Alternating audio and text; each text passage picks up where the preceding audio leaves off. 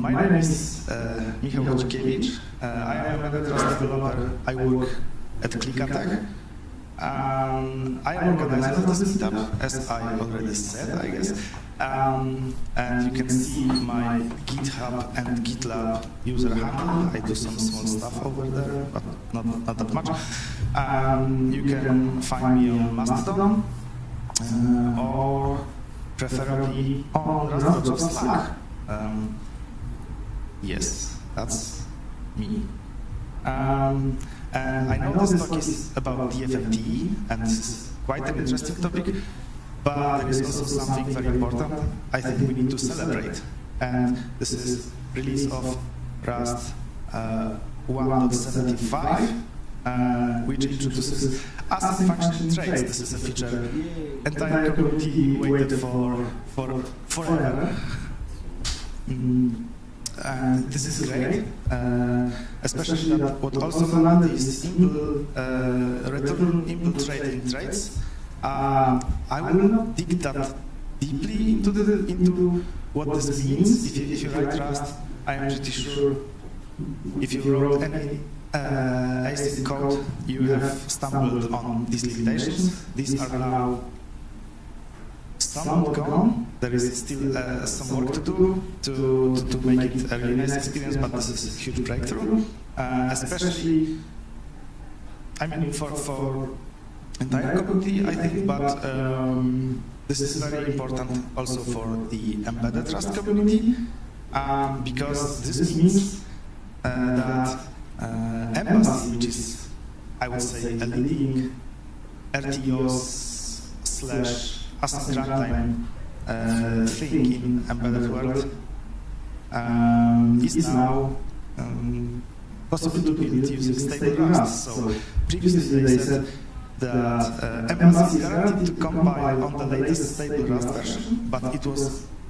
a bit of a stretch because without the several features that require nightly, it is almost unusable. But now they say, instead of this, they say Embassy is guaranteed to compile on stable Rust 1.75. And this is great because a lot of projects can jumpstart right now, I think also in the commercial space, because who would start a project using nightly Rust, right? In 2024. But what's also been released, and this is even more to celebrate, is Embedded HAL 1.0, and this is the first stable release of fundamental crate that provides common APIs for all the microcontroller-like devices. And this is also great because there was a huge split in ecosystem. A lot of crates supported only, for example, Embedded HAL 0.2, some supported 1.0 release candidates and so on, so it was a big pain to align all the versions and so on. Now, these days are gone, or almost gone, because let's give some time to maintainers to bump the dependency. But anyway, this is a huge thing for embedded Rust, and I think this should kickstart the whole embedded situation in commercial space. Okay, but now the title of my presentation is defmt info! Exclamation mark. I am a microcontroller, and this is very some magic symbols cheap. And this talk is about a logging facility for very performance and memory constrained devices that allows to do quite comprehensive logging without spoiling the application with a lot of overhead just because of logging. So, if I write a better application, no matter if it is Rust or C or whatever, I want logs. I want to print some stuff that is like, helpful to debug some things. But usually it is too expensive to afford printing strings over the debug interface. So what you embedded developers usually do is they use a lot of GDP and they do like step debugging and so on, and this is awful because this is not the same experience, or you need to halt the system basically to see anything, and this is bad. And if you ask me, logging is a way better approach. So if it only was cheap enough to use, but as I said, on microcontrollers this is very expensive, and there are a lot of microcontrollers. Some of them are very small, some of them are quite big, so sometimes you can have printed logs, sometimes you cannot afford it, sometimes you only enable it for specific builds, and so on. So today I chose very small microcontroller, STM32L011, plus these last digits and letters are about the memory size and the enclosure, I believe. Okay, what it has? It has 16 kilobytes of flash, not a lot to work with, and 2 kilobytes of RAM. Neither a lot. But using defmt, you can have your cake and eat it. So I'm kind of a salesman of defmt right now, and I can assure you that this little boy can fit entire Pantadeusz inside with some trickery. So Pantadeusz is way bigger than 16 kilobytes if you don't know it. This is, by the way, a famous piece of Polish literature. So yeah. But how it's done? Okay, so I wrote this small program that does this main function, right? We say hello world because why not? And then we print Pantadeusz, Księga, N. So we print it chapter by chapter. And if you go to if you look how it works, it just prints huge strings. This is like tens of thousands of lines. I assure you this is a lot more than 16 kilobytes. So,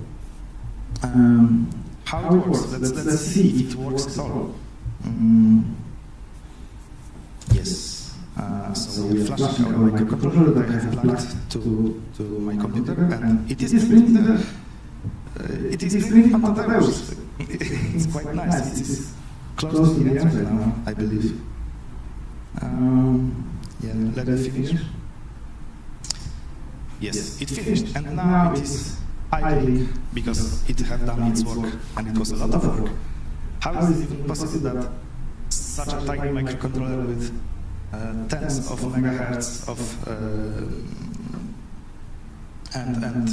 this small flash was able to print this? Actually, it was not. More or less later. But what we can also notice is that this is idling in the loop, iteration 0, iteration 1, 2, and so on, right? Because we have this format string here. So apparently it is not like just a static string that we have on host, and let's say our microcontroller is commanding our host to print this, because we have these variables here, right?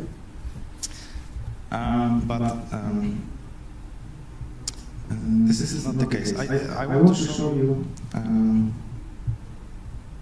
some. Okay. So this is like we can print.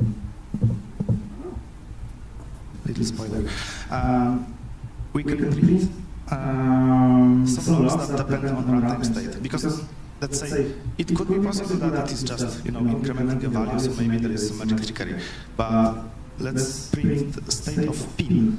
I have, I don't know if it's visible on camera. I think it's visible for people who are here in person. There is this very small nuclear board, and this has this single wire, and this wire is connecting one pin to ground.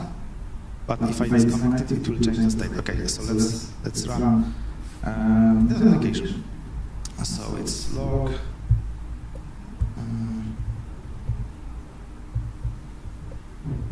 In output state. Okay, and now it says pin state is false, right? So if I now disconnect this cable, it says that pin state is true, and now it says it's false again. So apparently this is like a viable lock that can give you information about the runtime state of the microcontroller. What we can also do,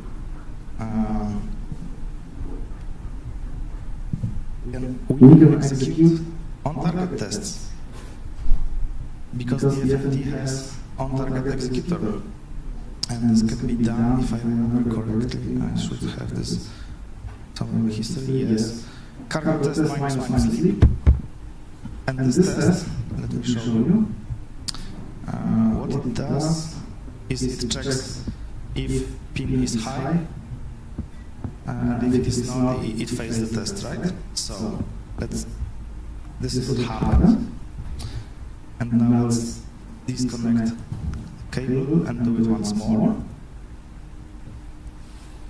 Now we run test on target and it passed. So we can run tests on target and use all the hardware peripherals and so on. So this is quite cool. Yes. And now I can show you some trickery I did. This is very low quality, work in progress, POC, whatever you want to call it. And this is a plotter. So what is possible here to do is also for microcontroller, I will let's say generate a triangle signal. Triangle means that over time the value rises linearly, and when it achieves some level, it declines back to, in this case, 0. So it's stepping up to 100 and then down to 0 and so on. And if we run this example, what it will do is it will very frequently output a log, right? Like 100 times a second, but it can be even faster. But what we can also do is we can run it with this magic parameter, which is minus JSON, and the log will be outputted in JSON format instead, so it will be quite easy to do something useful automatically using computers and not eyeballing, right? But that's not all. What we can do is we can write a very simple application. Oh, I think I missed a slide here. So yeah, the JSON output. This is like an option that you can pass by via a parameter. This is one part of my hacky solution. The second part of my hacky solution is ratatouille. This is a fork of TUI RS, which is a terminal graphical user interface library. This is like, so TUI RS is no longer maintained, and this is the fork that took the lead, let's say. So it allows you to create very nice terminal interfaces, and this is what I'm using here. This is like, as I said, very hacky solution. I just have some JSON serialization going on. We are taking, okay, so maybe let's look how this is called. So we are just running the program, the JSON parameter, and then we pipe this to my little ratatouille program. And ratatouille program collects all this data and draws a plot in terminal. And by the way, very nice feature of ratatouille is that it can draw plots using Braille alphabet. And this is a very cool feature because it can draw plots using sub-character precision. Because what Braille letter is basically a set of dots, and it just happens that you can draw any combination of these dots. So why not use it for something else than Braille? So let's see how it looks like.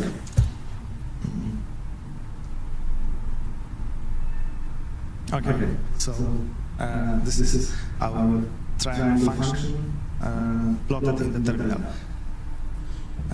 I think this is pretty neat. By the way, this is a hacky solution. I cannot even leave this program because it does not track to any control sequences. But okay, let's maybe repeat this just for fun. Let's change 10 milliseconds to, I don't know, maybe 2 milliseconds.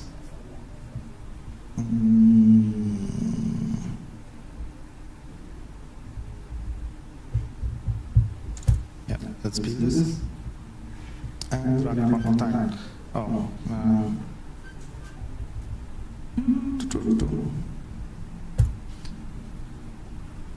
look at this. Oh, what's going on? Okay, maybe. You have extra comma. Oh, yes. Okay. It is. I was not aware that you can really draw the terminal screen that fast even, but it's like a very nice operation of very nice terminal interface library and logging facility on microcontroller. So we are plotting this out of this very small, very weak microcontroller. Okay, that was fun. It would be very nice, I think, to create a to write it properly as a built-in feature for ProBRS. So you could, for example, have your logs on the lower half of your terminal and do some plotting on the upper and whatever. Ratatouille is quite extensive library, so yeah, that's an idea. This is not a declaration from me that I will write it, but who knows. Okay, you can do a lot more things, especially around formatting your logs. You can do you can print some bit fields in a very specific way. You can intern strings. You can do a lot of stuff. But why am I telling this you if I have not told you even a single word on how this works internally? How is it even possible that Chodzikiewicz fits in such a small microcontroller? Long story short, you should just read the book, because this is a very nice piece of documentation, as it frequently happens in Rust projects. But yeah, maybe let's look at it at its internals a bit. So if you look at yeah, maybe something like this, right? You have this idling in loop iteration, and there is this format entry, and what this macro creates is it is putting the string literal from this format macro into a special section of elf file of your compiled program. Yeah, it creates some custom section and puts this literal into this section instead of putting it to microcontroller, and then creates like a lookup table on which number on wire corresponds to which string literal. Yeah, and then it never lands on microcontroller, but is accessible by debugger, because debugger is using this elf file that contains this section. It is not stripped down, right? Then there is some linker magic. It does some deduplication, whatever. No, honestly, it does not. Linker do not like any duplicates. So if you would write two strings, like if you print twice the string that will be interned and do it exactly this way as I showed here, there would be a linker error because of double declaration. So it's not this way internally, right? So how it's done? Here, okay, here is the illustration of what would happen, right? So there is defmt info done, and yeah, it creates two symbols of the same name, so it's not good. Will not link. So how it's really done is there is information on which crate contains this call. It contains the string literal itself, and it contains some unique number, like in the scope of crate it is unique. And this is what lands into this linker section. Yes.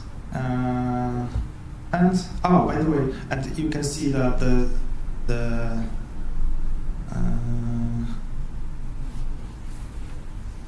symbol here is in both cases 0, but there is this ambiguator. Oh, that's something I didn't notice. Maybe it's a mistake on my side. Never mind. Okay, but this ambiguator is also a feature because it looks like just an overhead here, right? But what this allows you is to localize where the print was called from, because as you can see here, debug idling in the loop iteration 24, and this was called from hello main function in the file src bin hello in line 20. So this is very nice because even if you have the same strings all over the project, because you copy paste, lazy bastard, then you still have like a unique source where this comes from. So this is very helpful. Okay, the other thing that you need to do to write defmt is to move log levels to compile time, because you don't want to even send, even if this is cheap, more on that later, even this is only a couple of bytes, still if you just want to, let's say, observe the regular flow of application, you don't want the, let's say, trace level prints that you can also do there. So it will just get rid of it.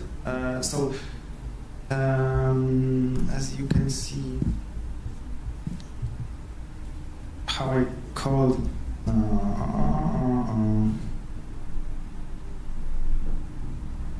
no, not this project.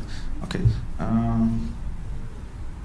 If you look at this, there is this environment variable before cargo build, and this is different than in most of different log crates, because usually you pass similar environment variable to the binary itself that you run, but here you need to pass it to your build call.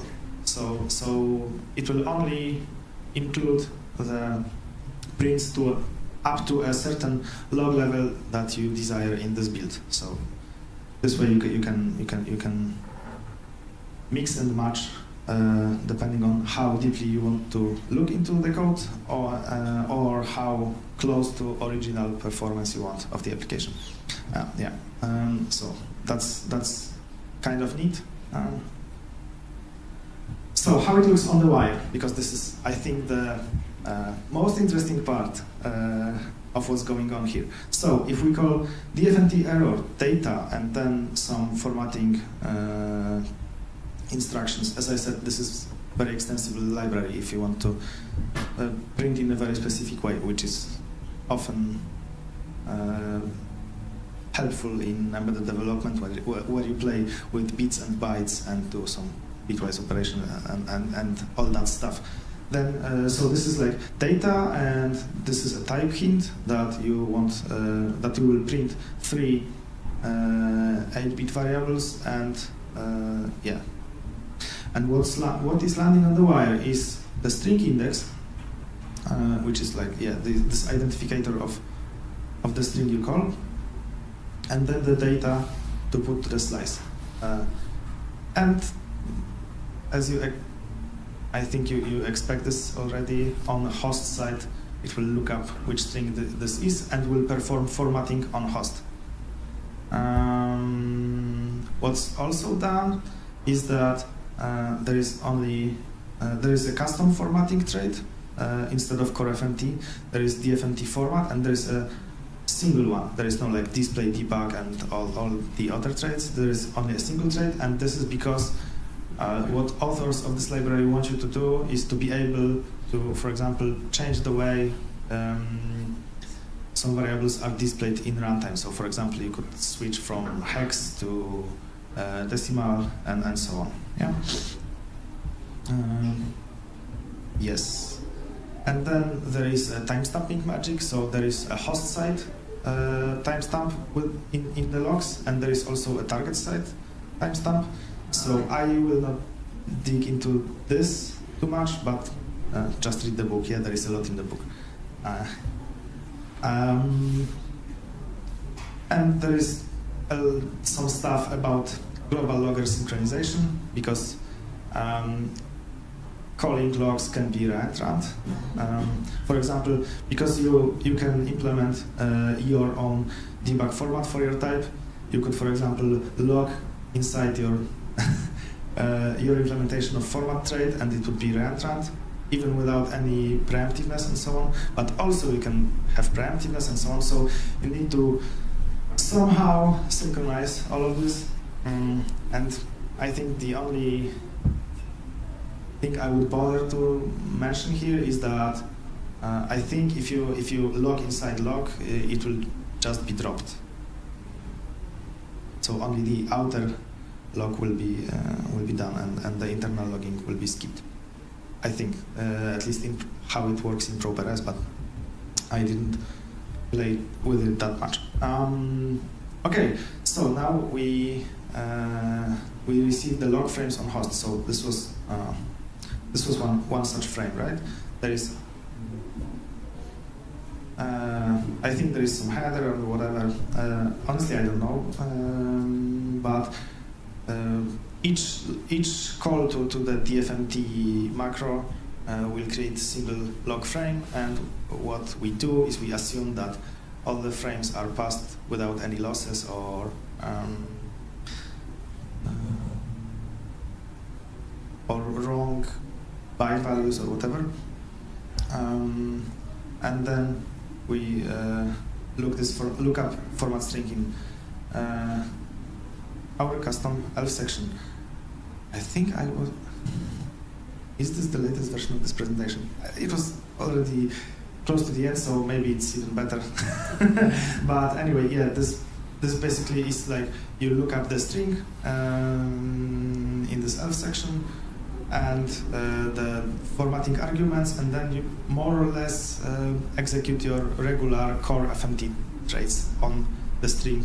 Literally, you have in section plus the data you received on the wire.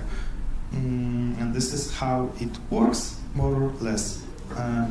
Please read the book, because this is, for me, when I first heard about defmt, it was like, what the hell, this is genius. Like, why have I never thought about it? Because this is quite a simple idea, but the execution is very nice, and it changes a way how you can work with microcontrollers a lot, if you ask me, because logging is so much better than step debugging. By the way, what you could also do is, I think, if you do a proper like a version tagging and keep the database of the ELF files and so on, you could even maybe store these logs in the flash if you want to, like persistent logs on the device, and then extract it if there is a necessity for it, and so on. This crate is quite modular. And yeah, that would be quite an interesting idea to have logs that cheap to, let's say, audit the operation of the device and so on. Yeah, thank you very much. I believe it was maybe a bit quicker than I anticipated, but I think this is good because our next speaker, Patrick, is performing a live coding, so I'm pretty sure he would use additional time. But anyway, yes, if are there any questions?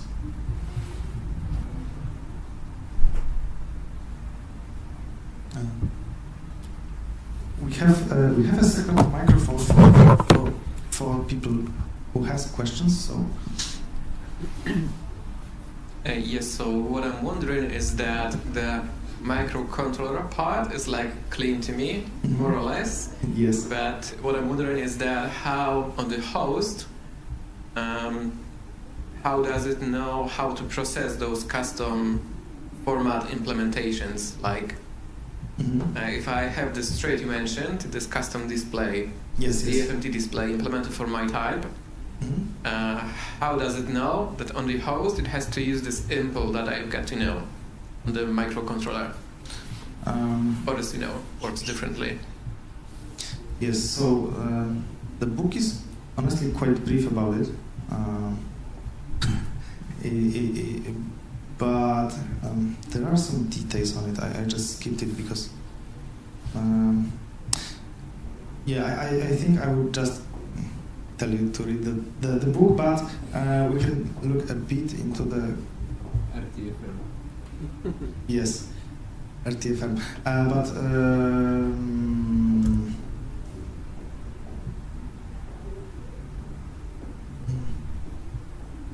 there is this decoder part. No, maybe. Okay, I will pass answering this question. Fair, yeah. For now, but yeah, thank you for the question. There were some more questions, so if you could pass the microphone to.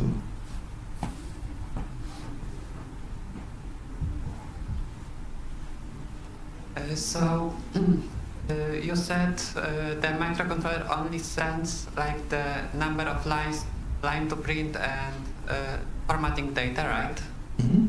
Is it something that is always going to be sent or only in debug mode? Can this be turned off for like production code? Yeah, so this will only be sent if there is this defmt print line, and this one I believe will always be sent if the logger is set up, which you can just I believe you can disable logs at all in like a release build and so on, but in general, if your concern is like security of the device, maybe not security, but considering that if you add too many logs, it can slow down a little bit the program. Oh yes. Then can we like spare these cycles? Yes. So depending on, as I said, depending on which level of logging you choose during the build, as you can see here, defmt log equals debug, and then cargo build. Then the binary will be only built with, okay, maybe I have not emphasized this enough, because, yes, so there is this like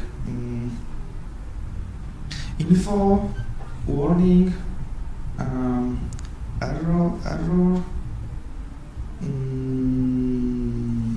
debug, and trace. And these are all, let's say, numbered log levels. So if you have defmt log trace, then all of this will land in the final binary and will be sent over the wire. But if you, for example, only, I think the info is, so the priority is messed up here. But yeah, it doesn't matter the priority, but it's it will be removed on the binary. Yes, it will not be on the binary. Yeah, it will not send the string indices below the desired level of log. So okay, nice. Yeah, That was my question. thank you.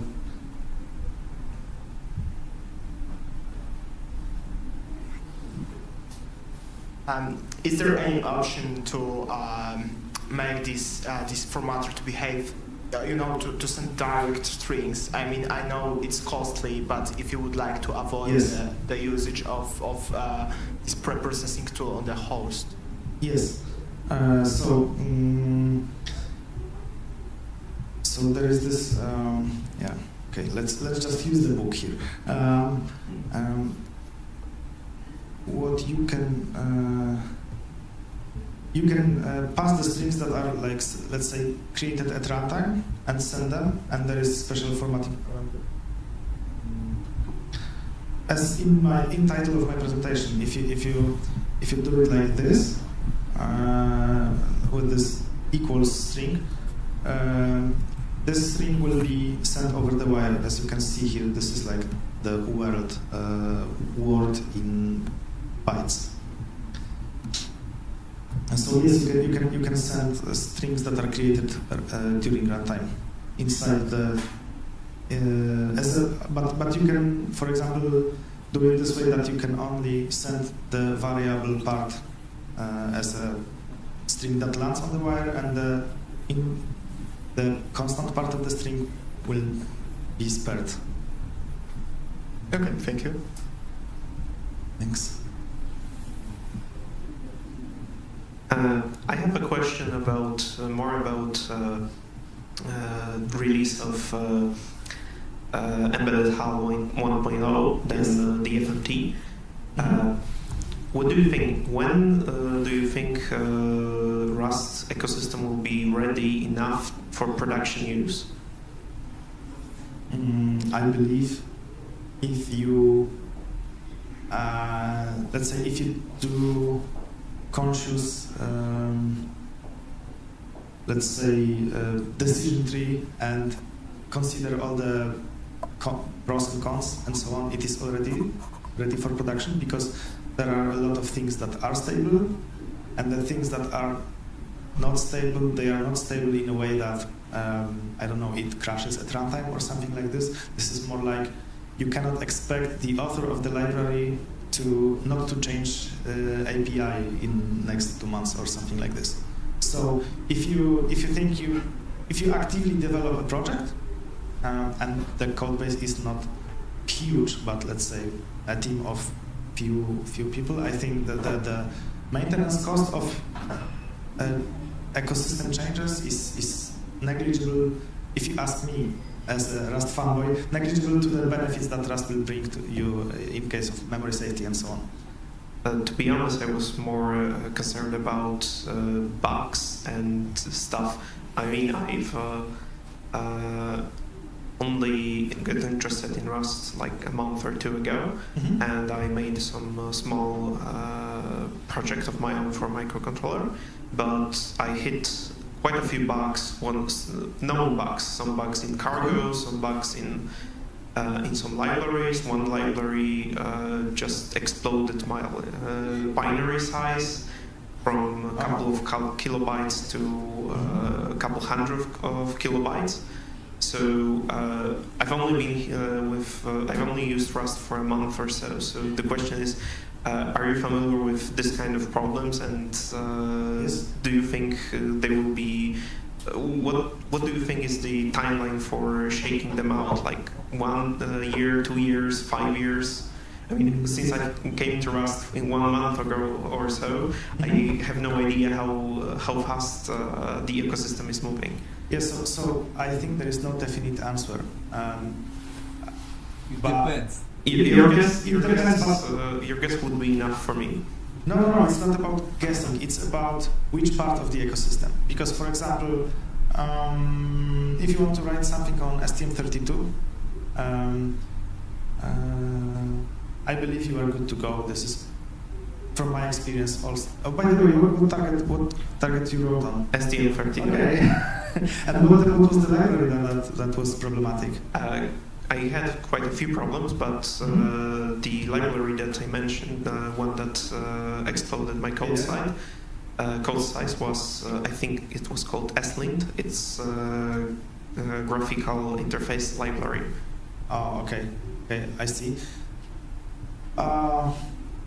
Yeah, so I think it was connected to how Rust formats strings, because like defmt, like you said, does magic to actually cheat Yes. formatting out of the microcontroller. But since I've hooked up actual display, it has to be done on the chip.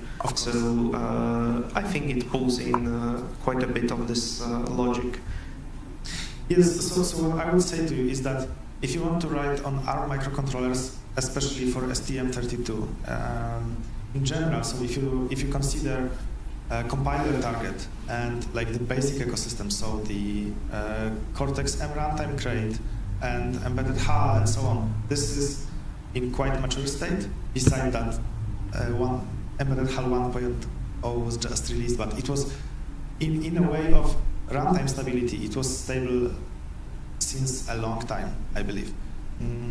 But if you ask me about, it's a bit like it would be with Node.js. So when will Node.js be stable enough to be suitable to write backends? It depends on the libraries you will use, right? So the ecosystem is not does not have a uniform quality. So if you use crates that are well maintained and so on, I believe you are already good to go. Thanks. But yes, some targets are not stable, and there are improvements. They are quite rapid. For example, ESP32 ecosystem was like almost unusable like a year ago, and right now it is quite nice.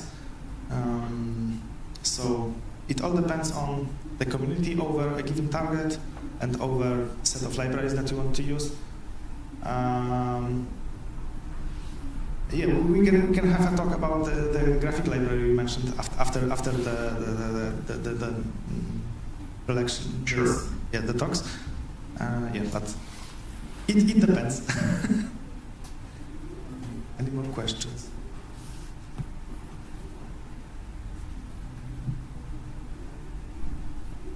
Okay. Okay, I guess no more questions. That's good. Thank you a lot. And maybe I'm a bit sorry that my presentation was, as usual, a little bit sketchy, but I hope I at least sparked an inspiration in your hearts. Thank you.